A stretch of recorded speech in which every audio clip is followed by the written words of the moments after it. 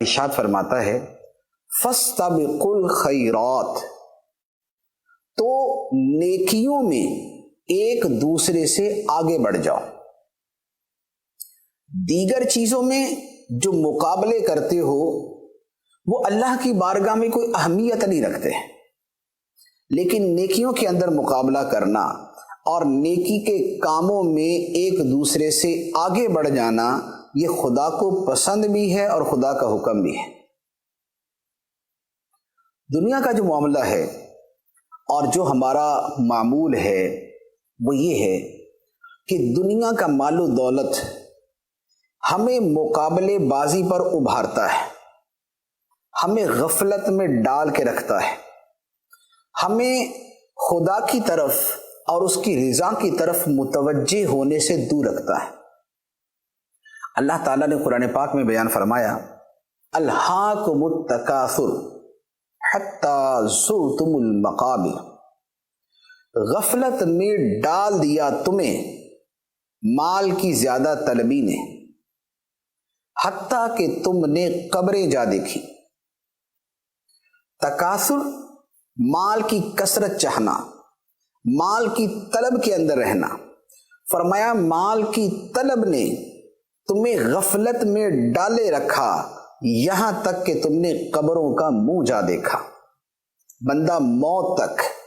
مال جمع کرنے کے منصوبے بناتا ہے، اس کی کوشش کرتا ہے، بزنس ایگریمنٹ کرتا ہے،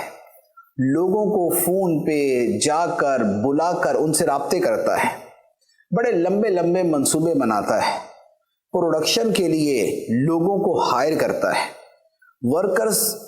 مقرر کرتا ہے، مینیجرز رکھتا ہے، ان سب کاموں کے اندر لگا رہتا ہے، حالانکہ اس کے پاس ٹھیک ٹھاک مال پہلے سے موجود ہوتا ہے، اور اتنا موجود ہوتا ہے کہ اس کی زندگی کے لیے کافی ہو، اتنا موجود ہوتا ہے کہ شاید اس کے بچوں کی زندگی کے لیے بھی کافی ہو، لیکن انسان کو صبر نہیں آتا، اسے قرار نہیں آتا، اسے چین نہیں ملتا، اس کی ہرس، ہوس، لالچ اور طمع کسی انتہا کو نہیں پہنچتی، وہ مزید کی طلب میں مزید کی طلب میں لگا رہتا ہے، اور یہ مزید کی طلب اسے غفلت میں ڈال کے رکھتی ہے، یہ مزید کی طلب اسے غافل رکھتی ہے نمازوں سے، یہ مزید کی طلب اسے غافل رکھتی ہے مسجدوں سے، قرآن کی تلاوت سے، اللہ کے ذکر سے، تسبیحات پڑھنے سے، لوگوں کے ساتھ حسن سلوک کرنے سے، علم دین سیکھنے سے، دین دوسروں تک پہنچانے سے، خدا کی بندگی کرنے سے، اللہ کی عبادت میں رہنے سے، تہجد، اشراق، چاشت، اوابین اور توبہ سے، تو بندے کو غفلت میں ڈال کے رکھتی ہے مال کی زیادہ طلبی، حتیٰ کہ وہ قبروں کا منہ جا دیکھتا ہے۔ اللہ تبارک و تعالیٰ نے یہ جو دنیا کی حقیقت ہے کہ یہ اپنی طرف کھینچتی ہے، غفلت میں ڈالتی ہے، مقابلے بازی پر ابھارتی ہے، اس حقیقت کو ایک اور جگہ پر یوں بیان فرمایا اعلموا انما الحیات الدنیا لعب ولہو وزینۃ وتفاخر بینکم وتکاثر فی الاموال والاولاد، فرمایا جان لو کہ دنیا کی زندگی تو صرف کھیل کود اور زینت اور آپس میں فخر و غرور کرنا اور مالوں اور اولاد میں ایک دوسرے پر زیادتی چاہنا ہے۔ دنیا اسی کے گرد گھومتی ہے کہ یا تو کھیل کود ہے، تماشا ہے، اور دنیا بحیثیت مجموعی، دنیا کی زندگی بحیثیت مجموعی کھیل کود اور تماشا ہے، لیکن اس کھیل کود اور تماشے کی زندگی میں آگے کھیل کود اور تماشا ہے۔ تو فرمایا کہ یہ دنیا کی زندگی یہ تو کھیل کود اور تماشا ہے، وقتی ہے، ختم ہونے والا ہے، فنا ہونے والا ہے، لذت والا ہے، کھینچ لینے والا ہے، ضروری کام سے دور کرنے والا ہے۔ وزینۃ، اور زیب و زینت سجی ہوئی چیز ہے، آراستہ، پیراستہ، مزین، بارونق نظر آنے والی چیز ہے، لیکن اس آبادی کے پیچھے ویرانی ہے، اس رونق کے پیچھے بے رونقی ہے، اس زینت کے پیچھے قباحت ہے، اس آراستگی اور پیراستگی کے پیچھے ایک بکھرا ہوا نظام ہے، ایک بکھری ہوئی صورتحال ہے جو انسان کے دل کی ہے۔ تو فرمائے کہ یہ دنیا کیا ہے؟ وزینتن، زیب و زینت ہے۔ زیب و زینت اور چمک دمک ہمیشہ نہیں رہتی، زائل ہو جاتی ہے، ختم ہو جاتی ہے۔ اور فرمائے وتفاخر بینکم، اور یہ دنیا ایک دوسرے پر فخر و غرور کرنا ہے، ایک دوسرے پہ بڑائی جتانا ہے، خود کو دوسرے سے بلند سمجھنا ہے، اپنی نعمتوں کا اس پر اظہار کرنا ہے، اس کے بارے میں یہ کہنا ہے کہ تم کمتر ہو اور میں تم سے برتر ہوں، دوسرے کے اسٹیٹس سے بڑا اسٹیٹس اپنانے کی کوشش کرنا ہے، دوسرے کے سماجی مرتبے سے بڑا مرتبہ لینا ہے، دوسرے کے منصب سے اوپر والا منصب لینے کی کوشش کرنا ہے۔ یہ آپس میں تفاخر ہے، فخر و غرور ہے، بڑائی ہے، کبھی نسب کے اندر، کبھی مال کے اندر، کبھی اولاد کے اندر، کبھی کسی شے میں بڑائی، کبھی کسی شے میں بڑائی، کبھی آواز کی بڑائی، کبھی حسن و جوانی کی بڑائی، مختلف انداز کی بڑائیاں ہیں جو انسان دوسروں پہ چاہتا ہے اور ظاہر کرتا ہے۔ اور مزید فرمایا وَالتَّكَاثُرٌ فِي الْأَمْوَالِ وَالْأَوْلَادِ، اور مالوں میں اور اولاد میں ایک دوسرے سے کثرت چاہنا ہے اور کثرت میں مقابلہ کرنا ہے۔ تو یہی ہوتا ہے کہ مال کی زیادہ طلبی ہوتی ہے، مال میں مقابلہ ہوتا ہے، ایک ملینرز ہے تو دوسرا بلینرز ہے، تیسرا اس سے اوپر جانے کی کوشش کرتا ہے۔ تو یہ جو ساری کا سارا سلسلہ ہے، یہ زندگی کی وہ زندہ حقیقت ہے جو اللہ تعالیٰ نے قرآن میں بیان فرمائی، اور یہ وہ حقیقت ہے کہ اگر آپ غور کریں تو آپ کو ایک بڑا دلچسپ اس کے اندر ایک نقطہ نظر آئے گا کہ قرآن پاک آج سے 1450 سال پہلے نازل ہوا۔ اب 1450 سال پہلے نازل ہوا، اور اللہ تعالیٰ نے اس وقت جو شے بیان فرمائی، آج کی زندگی کو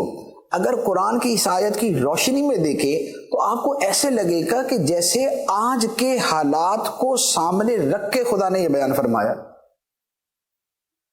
یہ ہے عالم الغیب والشہادہ کا نازل کردہ قرآن، تنزیل الکتاب من اللہ العزیز العلیم۔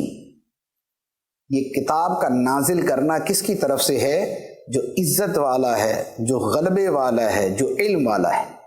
اس علم والے نے